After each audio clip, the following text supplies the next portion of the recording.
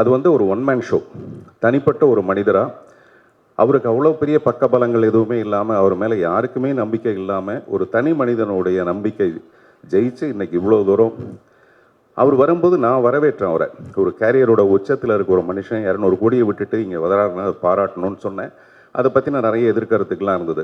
ஆனால் இன்றைக்கி கேரியரோட உச்சத்தில் இருந்து சிஎம் ஆகி இன்றைக்கி மத்தியானம் கேரியரில் சாப்பாடு எடுத்துகிட்டு வர ஒரு அரசு ஊழியர் மாதிரி காலையில் கரெக்டாக 9:30க்கு வராரு, சாயங்காலம் வரைக்கும் இருக்கார்.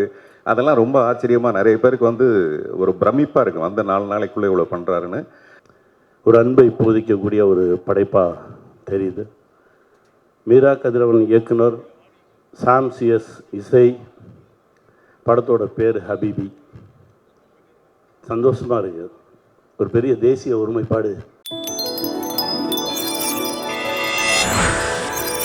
அழகாக இருக்குது அந்த சென்டென்ஸே. இந்த படம் என்னன்னு ரொம்ப சுருக்கமாக சொல்கிற ஒரு விஷயம். இந்த உலகத்தில் விலை கொடுத்தாலும் கிடைக்காத ஒரே ஒரு விஷயம் வந்து அன்பு மட்டும்தான். இப்போ இந்த மேடைக்கு நாங்கள் எல்லாம் வரோம்னா மீரா கதிரவன் அவர்கள் மேலே நாங்கள் வச்சுருக்கிற மிகப்பெரிய ஒரு அன்பு. நாங்கள் யாரும் பேசணும்னு அவசியமே இல்லை, இங்கே வந்து சேர்ந்துட்டாலே போதும். நான் வந்து நிறைய விஷயத்த பாக்யராஜ் சார்ட்ட வந்து காப்பி அடிச்சிருக்கேன். முதல்ல நம்மளை பேச கூப்பிட்டா என்ன பேசுறதுன்னு யோசித்தேன். அதில் பாக்யராஜ் சார் ஒரு லீடு கொடுத்துருக்காரு. இங்கே சினிமாவை சுவாசிக்கிறவங்க டெஃபினட்டாக ரொம்ப ரொம்ப கம்மி.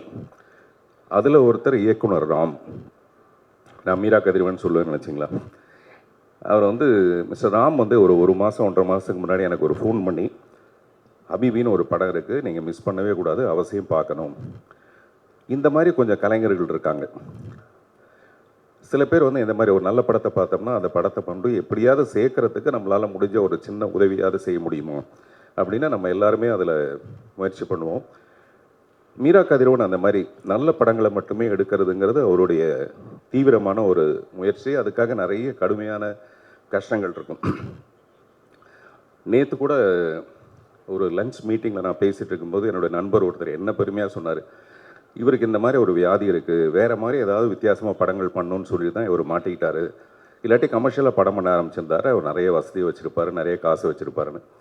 சில பேருக்கு வந்து என்ன தோணுதோ, அந்த நம்ம சினிமாவுக்கு வந்தது காசு சம்பாதிக்கிறதுக்கு, பணம் சம்பாதிக்கிறத மீறி இந்த கலையை கொண்டு வந்து அழகாக சேர்க்கறதுக்கான நம்மளால் முடிஞ்ச ஒரு சின்ன முயற்சி. அதை தொடர்ந்து மீரா கதிரவன் ரொம்ப அழகாக பண்ணிகிட்டு இருக்காரு. தொடர்ந்து இந்த படத்தில் கூட பார்த்தீங்கன்னா கேமரா முன்னாடி வந்து நடிகர்கள் நடித்த மாதிரியே இருக்காது.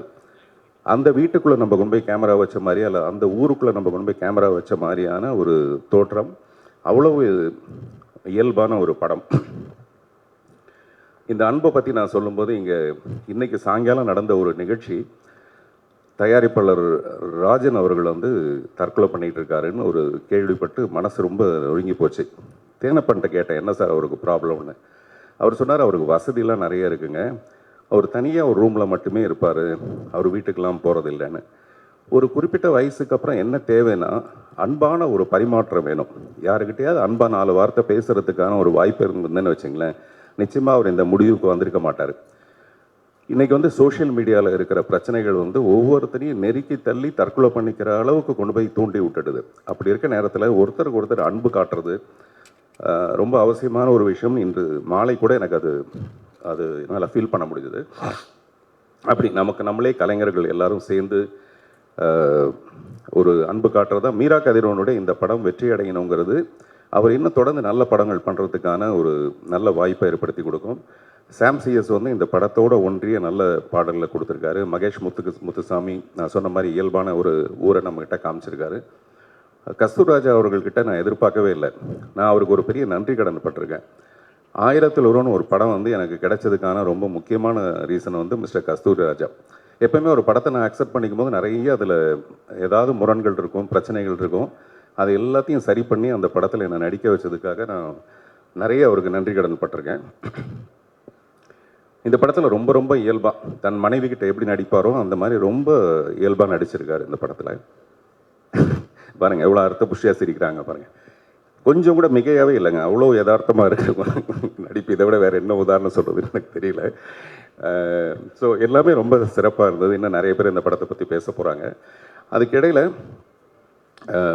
எங்கள் வீட்டு பிள்ளை, நம்ம ஊர் பிள்ளை போய் எங்கேயாவது பெருசாக சாதிச்சா நம்ம எப்படி பெருமைப்பட்டுக்குவோமோ அந்த மாதிரி நம்மளுடைய மாண்புமிகு தமிழக முதல்வர் திரு விஜய் அவர்களுக்காக நம்ம இங்கேருந்தே ஒரு வாழ்த்து சொல்லணும்னு ஆசைப்பட்றேன். என்ன காரணம்னா, அது வந்து ஒரு ஒன் மேன் ஷோ. தனிப்பட்ட ஒரு மனிதராக அவருக்கு அவ்வளோ பெரிய பக்கபலங்கள் எதுவுமே இல்லாமல், அவர் மேலே யாருக்குமே நம்பிக்கை இல்லாமல், ஒரு தனி மனிதனுடைய நம்பிக்கை ஜெயிச்சு இன்னைக்கு இவ்வளோ தூரம் அவர் வரும்போது நான் வரவேற்றேன் அவரை. ஒரு கேரியரோட உச்சத்தில் இருக்க ஒரு மனுஷன் 200 கோடியை விட்டுட்டு இங்கே வராருன்னா பாராட்டணும்னு சொன்னேன். அதை பற்றி நான் நிறைய எதிர்கருத்துக்கெலாம் இருந்தது. ஆனால் இன்றைக்கி கேரியரோட உச்சத்தில் இருந்து சிஎம் ஆகி இன்றைக்கி மத்தியானம் கேரியரில் சாப்பாடு எடுத்துகிட்டு வர ஒரு அரசு ஊழியர் மாதிரி காலையில் கரெக்டாக 9:30க்கு வராரு, சாயங்காலம் வரைக்கும் இருக்கார். அதெல்லாம் ரொம்ப ஆச்சரியமாக நிறைய பேருக்கு வந்து ஒரு பிரமிப்பாக இருக்கும், வந்த 4 நாளைக்குள்ளே இவ்வளோ பண்ணுறாருன்னு. அவர் நிறைய பண்ணோம். இப்போ கமல் சார் கூட பார்த்து ஒரு 6 விண்ணப்பங்களை கொடுத்துருக்காருன்னு சொல்கிறாரு. சிறுபான்மை மக்களுக்கு நிறைய நல்ல விஷயங்களை பண்ணணுங்கிறது அவருடைய எண்ணமாக இருந்தால், இந்த சிறுபான்மை மக்கள் சினிமாவில் யாருன்னா இந்த சின்ன படங்கள் எடுக்கிறவங்க. நல்ல படங்களை ரிலீஸ் பண்ணுறதுக்கு வாய்ப்பு இல்லாமல் நிறைய போராட்டம் ஒன்று இருக்கும். அப்படிப்பட்ட படங்களுக்கு வந்து இந்த அரசாங்கம் நிச்சயமாக உதவணுங்கிறது நம்மளுடைய ஒரு அன்பான வேண்டுகோள். இந்த படத்தை கூட நேசம் ப்ரொடக்ஷன்ஸ்னு பண்ணியிருக்காங்கன்னு நினைக்கிறேன். நேசத்தை ப்ரொடியூஸ் பண்ணுறது தான் ரொம்ப கஷ்டம். நேசம் ப்ரொடக்ஷன்ஸ் வந்து இந்த படத்தை பண்ணுறதுங்கிறது இந்த படத்தோட கருத்துக்கு ரொம்ப சரியான ஒரு விஷயம் நினைக்கிறேன். மீரா கதிரவனுக்கு மீண்டும் ஒரு முறை என்னுடைய அன்பான வாழ்த்துக்களும் பாராட்டுகளும். நன்றி. இறைவனுக்கு நன்றி. ரொம்ப ஒரு அற்புதமான ஒரு தருணம். இப்படி ஒரு படத்தை எடுத்து இந்த இடத்துக்கு கொண்டு வந்து நிறுத்துறது எவ்வளவு கடினமான ஒரு வேலைன்னு எனக்கு தெரியும். இங்கே இவ்வளவு பேர் கூடியிருக்கிறது மீராவுக்காக. நண்பா, காத்திருந்த காலமெல்லாம் ஒரு முடிவுக்கு வந்துருச்சுன்னு நினைக்கிறேன். இந்த படம் ஒரு மிகப்பெரிய வெற்றியை உங்களுக்கு கொடுக்கும், இறைவன் ஆசீர்வாதத்தில். ஏன்னா மீராவோட முதல் படத்துலேருந்து பயணப்பட்டுக்கிட்டே இருக்கேன். ஒவ்வொரு படைப்புலையும் ஏதோ ஒன்று நடந்துடும், ஏதோ ஒரு மேஜிக் நடந்துடும், நண்பன் ஜெயிச்சிருவான் அப்படின்னு சொல்லி ஆசைப்பட்டுக்கிட்டே இருக்கிறேன். இந்த படத்தில் அந்த ஆசை நிறைவேறிடும் அப்படின்ற ஒரு நம்பிக்கை வந்திருக்கு. ரொம்ப மகிழ்ச்சி. இறைவனுக்கு நன்றி. ஒரு உணர்வுபூர்வமான ஒரு படைப்பை பார்த்த மாதிரி இருந்தது. ஏன்னா படம் நான் பார்க்கல, 2-3 முறை கூப்பிட்டாங்க, நான் இங்கே இல்லை. இந்த ட்ரெய்லர்ஸ் பார்த்ததில், அந்த சாங் பார்த்ததுலேயே ரொம்ப ஒரு ஆழமான ஒரு அன்பை போதிக்கக்கூடிய ஒரு படைப்பாக தெரியுது. மீரா கதிரவன் இயக்குனர், சாம் சிஎஸ் இசை, படத்தோட பேர் ஹபீபி. சந்தோஷமாக இருக்குது. ஒரு பெரிய தேசிய ஒருமைப்பாடு படைப்பிலே இருக்குது. இப்போது இந்த சமூகத்துக்கு தேவையான ஒரு படைப்பு அப்படின்னு நான் நினைக்கிறேன். என் தம்பி சாம் சிஎஸோட இப்போ ஒரு படம் ஒர்க் பண்ணிகிட்ருக்கேன். அப்படி ஒரு வேலைக்காரனை பார்க்கவே முடியாது. உனக்கு என்ன வேணும் அப்படின்னு கேட்டு என் முன்னாடியே இசையமைத்த ஒரு இயக்குனர். தம்பி வாழ்க, இன்னும் நிறைய கதவுகள் உங்களுக்காக காத்துட்ருக்கு. வாழ்த்துக்கள். அப்புறம் எங்கள் ஐயா